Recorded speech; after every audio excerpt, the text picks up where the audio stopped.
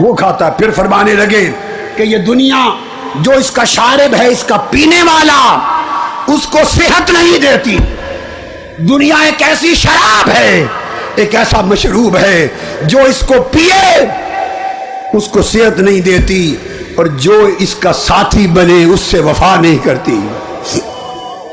کتنے تخت پر آئے، انجام بھول گئے، تخت انہیں چھوڑ گئے، وہ تختوں کو چھوڑ گئے۔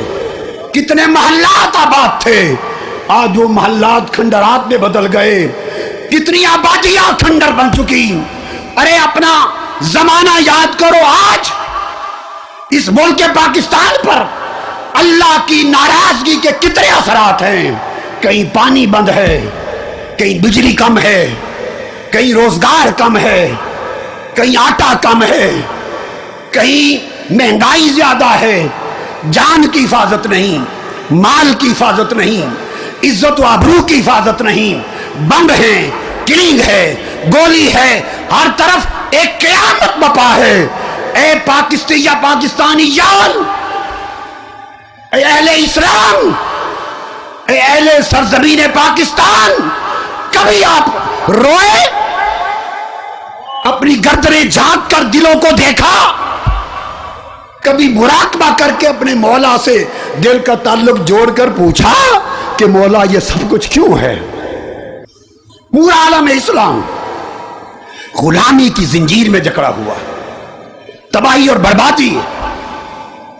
کبھی اہل اسلام نے سوچا کہ ہم پر کیا بیت رہا ہے امت مصطفیٰ پر؟ نہیں سوچا۔ سوچتے تو روتے، تائب ہوتے، اپنا قبلہ بدلتے، رخ بدلتے۔ بات یہ ہے کہ جو لوگ رب کے دوست نہیں ہیں، ایمان پر نہیں، اللہ ان کے ساتھ بھی ناانصافی نہیں کرتا۔ ان کی اچھی بری کاوشوں کا اجر سب اسی دنیا میں دے دیتا ہے۔ اور جو رب کے دوست ہے، اس نے اپنے دوستوں کے لیے اس دنیا سے کروڑ درجے بہتر حسن آخرت کا آرام سنبھال کے رکھا ہے۔ جو رب کا دوست ہو کر اس سے بے وفائی کرے، اس پر دنیا تنگ ہو جاتی ہے، اور آخرت تو اس نے پہلے ہی تنگ کر لی تھی۔ تو آپ نے فرمایا، اس دنیا کے نشے میں دھوتنے والوں، یہ اپنے ساتھی کو وفا نہیں کرتی اور پینے والے کو شفا نہیں دیتی۔ اور پھر آپ نے فرمایا، دنیا منیت الاشقیاء، دنیا بدبختوں کی آرزو ہے، بدبختوں کی تمنا ہے۔ اور امام جعفر صادق علیہ السلام فرماتے ہیں کہ اللہ تعالیٰ نے حضرت عیسیٰ علیہ السلام کی طرف وحی فرمائی۔ سیدنا امام جعفر صادق فرماتے حضرت عیسیٰ علیہ السلام کی طرف وحی فرمائی۔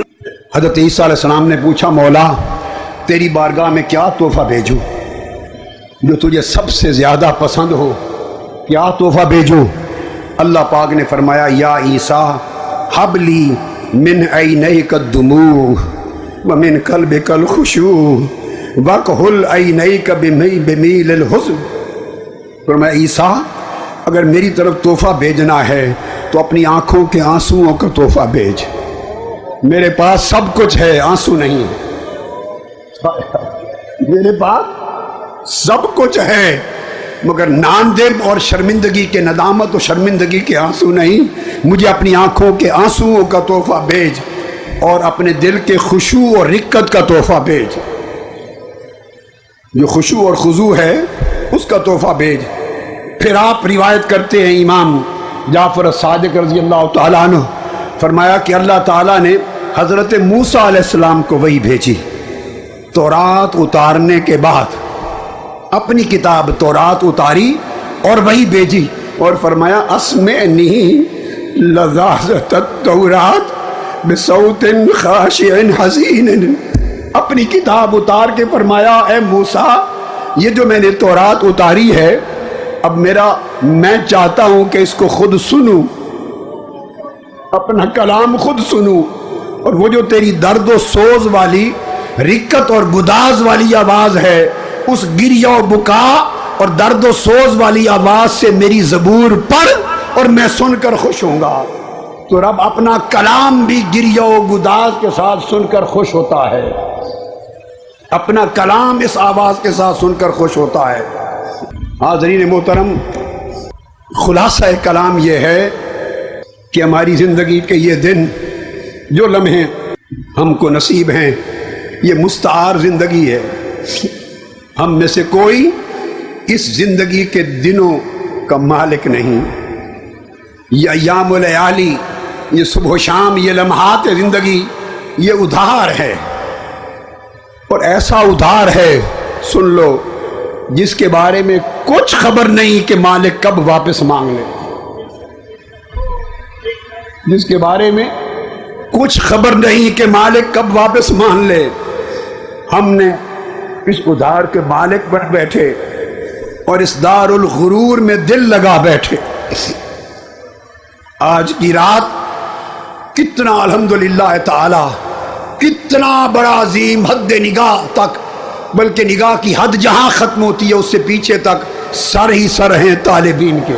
دیکھیے ذرا آ کر دیکھیے، ادھر اللہ کے بندوں کا نظارہ کیجئے، اوپر چڑھ کے کوئی حد دکھائی نہیں دیتی، اور اس طرح ہزارہ خواتین جو معتکف ہیں وہ دیوار کے پیچھے ہیں، انہیں باہر گراؤنڈ میں آنے کی اجازت نہ تھی، اور ہزارہ معتکف مسنون انہیں مسجد کی چار دیواری سے باہر نکلنے کی اجازت نہ تھی، وہ ادھر ہیں۔ یہ آپ کو جو ہزاروں لاکھوں لوگ نظر آ رہے ہیں، یہ وہ طالبان حق ہیں جو نہ ادھر معتکف تھے نہ ادھر معتکف، یہ سب، یہ وہ جو ان سے اضافتاً آج کی رات آئے۔ کس لیے آئے ہیں؟ میرا آخری سوال ہے، پھر ہم دعا کی طرف متوجہ ہوں گے۔ کس لیے آئے ہیں؟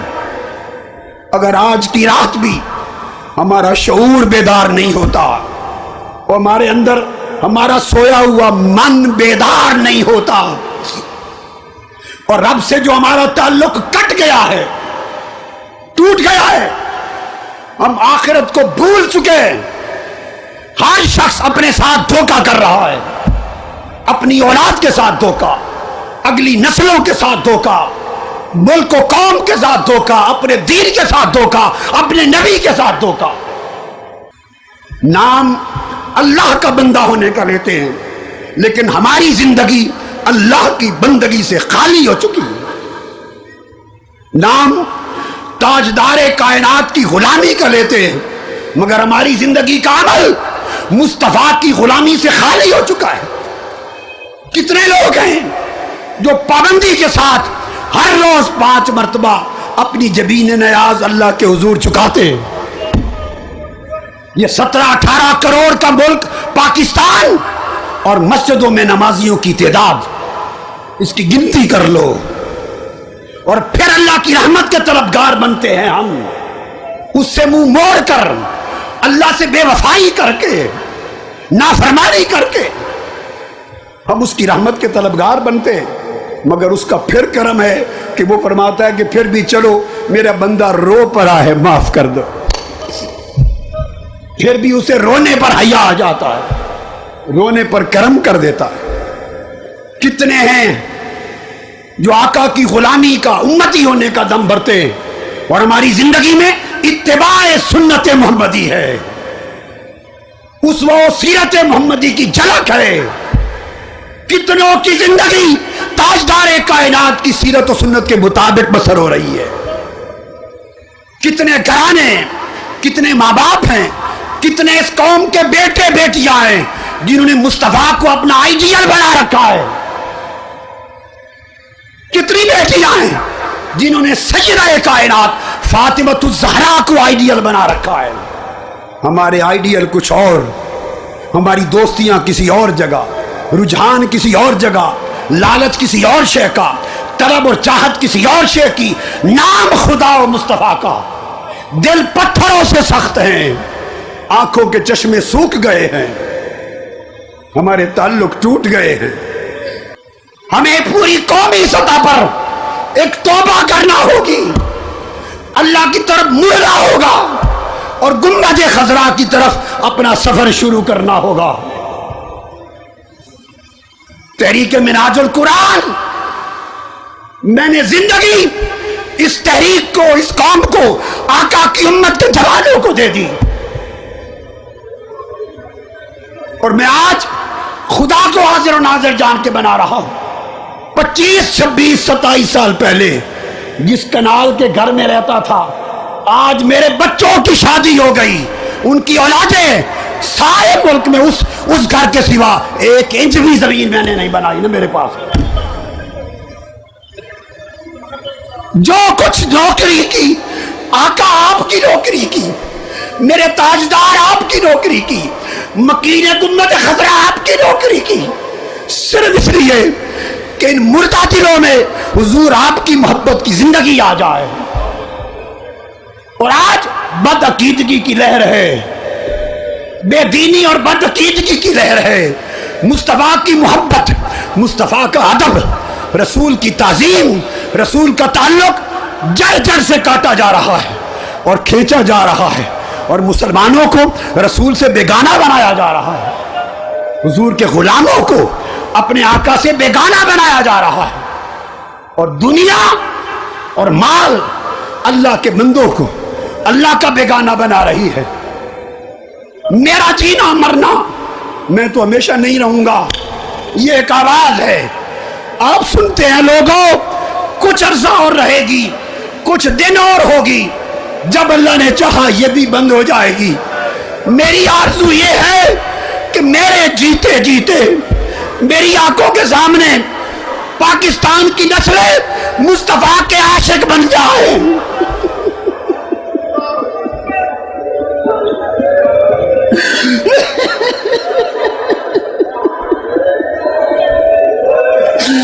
میرے آقا کے عاشق بن جائیں، میرے آقا کی محبت میں فنا ہو جائے، ان کا جینا مرنا خدا اور مصطفیٰ کے لیے ہو جائے، اوڑھنا بچھونا حضور کی سنت ہو جائے، حضور کی سیرت ہو جائے، اللہ کے دین کا جھنڈا تھام لے، مسلمان ہو جائے، اور پھر بھولی بسری داستان خدا و مصطفیٰ کے تعلق کی دوہرا دیں۔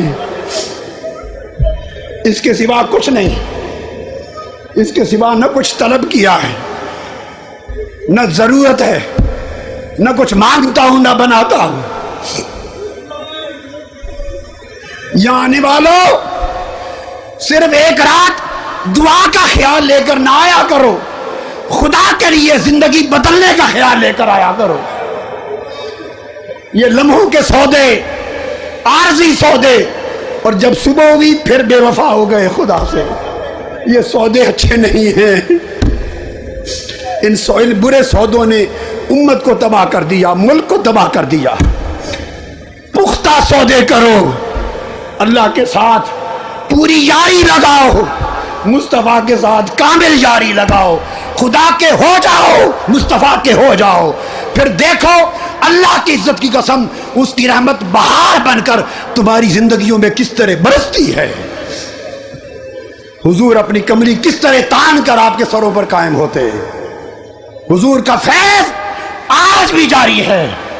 بدبخت ہیں وہ لوگ، نابینا ہیں وہ لوگ، اندھے ہیں وہ لوگ جو سمجھتے ہیں کہ وصال کے بعد فیض بند ہو گیا، معاذ اللہ ان کی قبر ہو گئی، زندہ نہ رہے۔ بدبختو تم زندہ نہ رہو، مصطفیٰ کو مردہ سمجھنے والوں، مصطفیٰ زندہ تھا، زندہ ہے، زندہ رہیں گے۔ ان کا فیض ابو بکر و عمر کو جیسے ملتا تھا، فرق یہ ہے وہ بلا حجاب پاتے تھے، اب امت کو پردے کے پیچھے سے عطا کرتے ہیں، اور یہ پردہ ہماری آنکھوں کا ہے، مصطفیٰ کا نہیں ہے۔ اگر ہم پردہ ہٹا لیں، مصطفیٰ آج بھی بے نقاب دیدار کراتے ہیں اپنے مردوں، اور بے حساب عطا کرتے ہیں۔ اللہ کا کرم اگر اس زمانے میں تھا تو آج اللہ معاذ اللہ بوڑھا نہیں ہو گیا، کمزور نہیں ہو گیا، اللہ کے کرم کا خزانہ ختم نہیں ہو گیا۔ ہمارے ہاتھ اٹھنا بند ہو گئے ہیں، ہماری جھولیاں پھیلنا بند ہو گئی ہیں، ہم عارضی ہاتھ اٹھاتے ہیں، رات کے اندھیرے میں سال میں ایک رات، اور صبح ہوتے ہی پھر اس مولا کے ساتھ عہد و پیمان کو بھول جاتے ہیں۔ تم عہد و پیمان کو پختہ کر لو، خدا کی رحمت تمہارے سر سے اٹھے گی ہی نہیں۔ اپنے دھیان اپنے دلوں کی طرف کر لو، دعا تو اب ہوگی، مگر میں چاہتا ہوں یہ دعا آج کی رات دعا کے لالچ کے لیے نہ ہو، زندگی بدلنے کے لالچ میں ہو۔ جہاں جہاں تک کوئی سن رہا ہے، کروڑوں افراد، خاندان، گھر، عورتیں، مرد اور بچے، سب کے لیے کہہ رہا ہوں، زندگی کے احوال کو بدلنے کا عہد کرو، اللہ رسول سے پکی یاری کرو، پکی یاری کرو۔ بس ایک پیغام ہے، پکی یاری کرو، خدا کے سچے بندے بنو، حضور کے سچے وفادار بنو، اور اس کا مشاہدہ عملی زندگی کی تبدیلی کے ذریعے ہونا چاہیے۔ تحریک منہاج القرآن کا فقط ایک ہی مقصد ہے، یہی غرض ہے، یہی غایت ہے، یہی منزل ہے، یہی ہمارا مصطفی انقلاب ہے۔ ہم دہشت گردی کے انقلاب کو نہیں مانتے، تحریک منہاج القرآن بلکہ امت محمدی دہشت گردی کو رد کرتی ہے، دہشت گردوں کو رد کرتی ہے۔ ہر دہشت گرد اسلام کا دشمن ہے، قرآن کا دشمن ہے، مصطفیٰ کا دشمن ہے، امت محمدی کا دشمن ہے۔ دہشت گرد کا کوئی تعلق نہ اسلام سے نہ کسی اور مذہب سے ہے، وہ ایک مجرم ہے۔ اسلام اور تائیدار کائنات اور تائیدار امم، ان کا پیغام امن ہے، محبت ہے، اخلاق ہے، دوستی ہے، نرمی ہے، اپنے احوال کی اصلاح ہے، تقویٰ ہے، خدا کا خوف ہے۔ ایسا صالح بندہ بنانا ہے جو آخرت میں لوگوں کے کام آئے اور قیامت میں عذاب کے حقداروں کے کام آئے۔ یہاں بھی لوگوں کے کام کرے، قیامت میں بھی شفاعت کرے لوگوں کی، نفع بخش بندہ بن جائے، یہاں بھی لوگوں کے کام آئے، وہاں بھی لوگوں کے کام آئے۔ کئی صحابہ نے اس حدیث کی کو روایت کی آقا سے، آقا نے فرمایا اللہ تبارک و تعالیٰ نے اپنی رحمت کے 100 حصے کیے ہیں۔ کتنے حصے؟ 100 حصے کیے ہیں، اور جب سے کائنات بنائی تب سے لے کر قیامت کے دن بپا ہونے تک ساری کائنات میں اللہ نے اپنی رحمت کا صرف ایک حصہ ابھی تک بانٹا ہے، اور یہ بخاری اور مسلم میں متفق علیہ حدیث بھی ہے۔ صرف ایک حصہ بانٹا ہے، اور 99 حصے اللہ نے قیامت کے دن کے لیے محفوظ کر کے رکھ لیے۔ ایک حصہ ساری کائنات میں اب تک بانٹا ہے، جس سے ماں کی مامتا چلتی ہے، باپ کی شفقت چلتی ہے، بھائی اور بہنوں کی محبت چلتی ہے، دوستوں کی دوستی چلتی ہے، جانوروں کی رحمت چلتی ہے، اور قیامت کے دن کے لیے 99 حصے رحمت کے رکھے ہیں۔ باری تعالیٰ وہ 99 حصے جو رحمت کے سنبھال کے رکھے ہیں، اس کی تقسیم کیسے ہوگی؟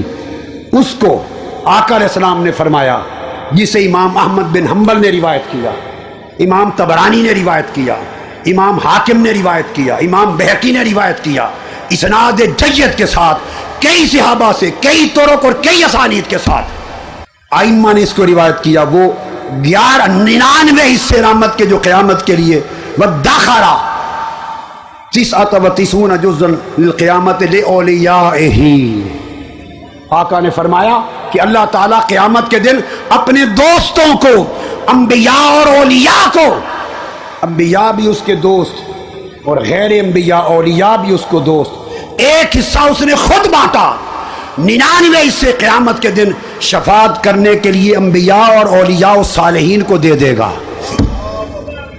ان سے فرمائے گا میرے محبوب بندو، تو نے دنیا کی محبت چھوڑ کر مجھ سے لو لگائی تھی، میں آج 99 حصے رحمت کے تم کو دیتا ہوں، تم جس جس کی شفاعت کرو گے آج اس کی بخشش ہوگی، جس جس کی شفاعت کرو گے بخشش ہوگی، حتیٰ کہ کوئی دوزخ میں اگر جا چکا ہوگا اور تم اس کو پہچانو تو جس کو چاہو نکال کر جنت میں ساتھ لے جاؤ۔ یہ صحیح بخاری کی حدیث بتا رہا ہوں، صحیح مسلم میں ہے، ترمذی میں ہے، نسائی میں ہے، صحیحین کی متفق علیہ حدیث۔ اور اللہ دوزخ کو حکم دے گا، ہے دوزخ کی آگ، میرے ولی آئیں گے اپنے دوستوں اور اپنے ماننے والوں کو شفاعت کر کے جنت میں لے جانے کے لیے، نکالنے کے لیے۔ وہ کچھ عرصہ دوزخ میں پڑے ہیں، جب تک میرے اولیاء نہیں آتے، خبردار تو ان کی پنڈلی سے اوپر نہ جانا، ان کے چہرے نہ جھلس جائیں، کہیں ایسا نہ ہو کہ انہیں پہچاننے میں مشکل پیش آئے۔ اللہ پاک پوچھے گا انبیاء اولیاء سے، جنت میں جاؤ، اللہ کے دوست اور ولی کہیں گے. یہ بخاری مسلم کی متفق علیہ حدیث. افسوس آج میڈیا پر، ٹی وی پر، ذرائع ابلاغ پر ان پڑھ لوگ جنہوں نے نہ کبھی بخاری پڑھی نہ مسلم پڑھی، نہ علم